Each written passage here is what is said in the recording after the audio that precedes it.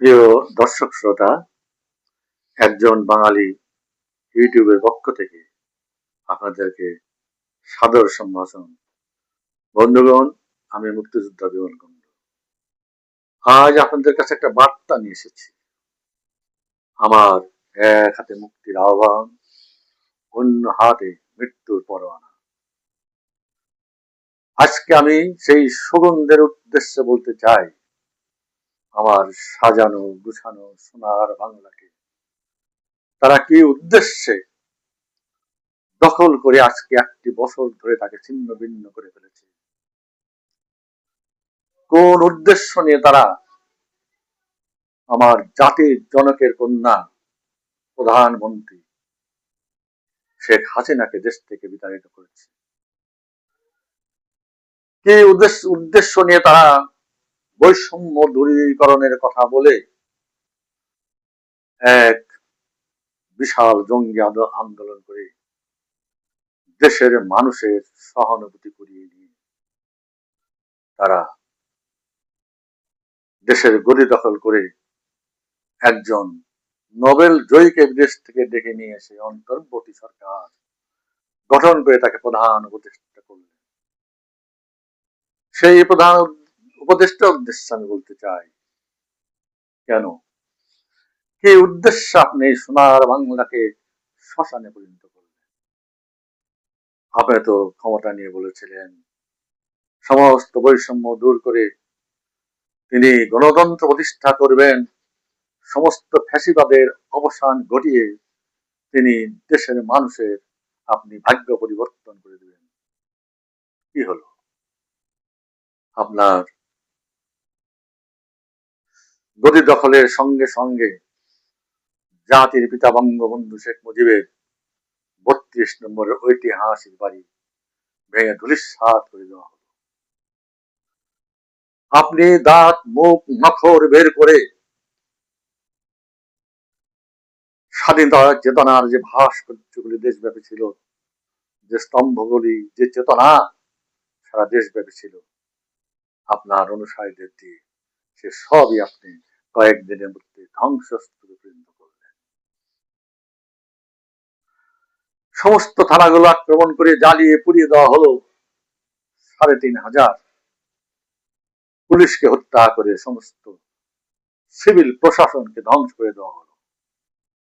School কলেজে আক্রমণ চালিয়ে সংখ্যালঘুদের চাকরিচ্যুত করে তাদেরকে ঘাড় ধরে বের করে সে সমস্ত জায়গায় আপনার অনুসারীরা তাদের মনোনীত জামাত শিবির ক্যাডারের লোকজনকে বসিয়ে দিল। চিটাগাং থেকে শুরু করে শুধু উত্তরবঙ্গের রংপুর পর্যন্ত যে ধ্বংসলীলা চালানো হলো, লুটপাট, ধর্ষণ, অগ্নি সংযোগ করে সোনার বাংলাকে আপনারা শ্মশানে পরিণত করলেন। কেন? কেন আজকে স্বাধীনতার সংগঠক মহান ব্যক্তিত্ব জনাব আমির হোসেন আমু, দেশের সাংস্কৃতিক জগতের উজ্জ্বল নক্ষত্র আসাদুজ্জামান নূর, যিনি বাকের ভাই নামে সাংস্কৃতিক অঙ্গনে সারা দেশে পরিচিত, তাদের সহ হাজার হাজার দেশপ্রেমিক আওয়ামী লীগ নেতা কর্মীরা কেন আজকে জেলে? কি কারণে তাদেরকে আপনি কারাগারে আবদ্ধ করে রেখেছেন? কি কারণে আজকে তারা মানবতর জীবন যাপন করছে? কি কারণে হাজার হাজার দেশপ্রেমিক, স্বাধীনতার চেতনায় বিশ্বাসী আওয়ামী লীগের নেতা কর্মী, বুদ্ধিজীবী, সাংবাদিক তারা পরবাসী হয়ে বিদেশের মাটিতে মানবতর জীবন যাপন করছে? আর কি করেছেন আপনারা? জেলখানা থেকে ফাঁসির আসামিকে, জঙ্গিদেরকে, যারা দেশের ক্ষতিকর এলিমেন্ট, যাদের সাজা হয়েছিল, যারা জেল খেটেছিল, যাদের যাবজ্জীবন সাজা হয়েছিল, ফাঁসির হুকুম হয়েছিল, সেই সমস্ত জঙ্গিদের আপনারা জেলখানা থেকে বের করে দিয়ে সারা দেশব্যাপী আগুন জ্বালিয়ে দিয়েছেন। কি করেছেন আপনারা? দেশের ভূখণ্ড আজকে বিদেশি আমেরিকার হাতে আপনারা তুলে দিতে যাচ্ছেন। সেন্ট মার্টিন দ্বীপ, আমাদের এতকালের ঐতিহ্য, চিটাগাং পোর্ট, তারপর কক্সবাজার থেকে মিয়ানমার পর্যন্ত বাংলাদেশের ভূমি করিডোর বানিয়ে বিদেশিদের হাতে তুলে দিচ্ছে। কি কারণে? সবের জবাব চাই। আজকে একজন মুক্তিযোদ্ধা হিসাবে দেশের সমস্ত মুক্তিযোদ্ধাদের পক্ষ থেকে আপনি কৈফিয়ত দাবি করছি। এই কৈফিয়ত জাতির কাছে আপনাদেরকে দিতে হবে। এই জাতি উন্নতির সোপানে চড়ে অগ্রগতির দিকে, প্রগতির দিকে অগ্রসর হচ্ছিল, ঠিক তখনই আপনারা ষড়যন্ত্র করে আমার দেশকে শ্মশানে পরিণত করেছে। এই উদ্দেশ্য আপনাদের 1 বছর অতিক্রান্ত হয়ে গেছে। জনগণকে আপনারা কি দিতে পেরেছেন? কিছু দিতে পেরেছেন কি? কিছুই দিতে পারেননি। কিন্তু যা আমাদের ছিল সবই আপনারা ধ্বংস করে দিয়েছেন।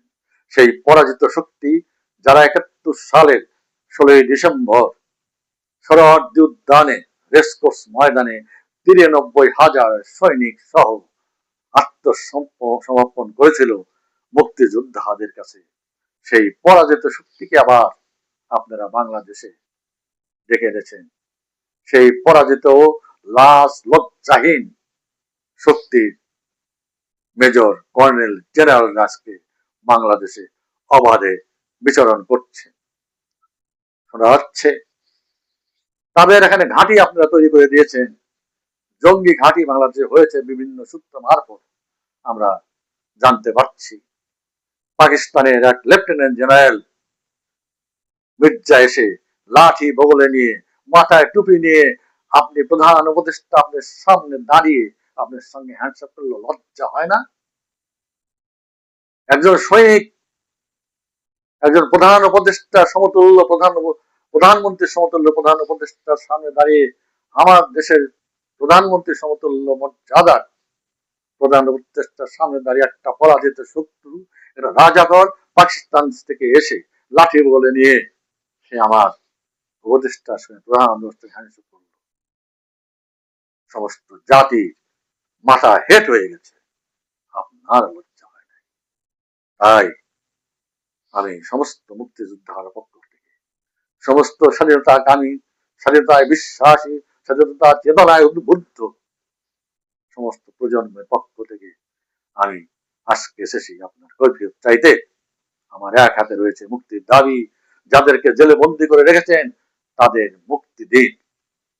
আর আমার এক হাতে রয়েছে মৃত্যুর পরোয়ানা, সেটার জন্য আপনারা তৈরি থাকেন। বাঙালি আপনাদেরকে ক্ষমা করবে না।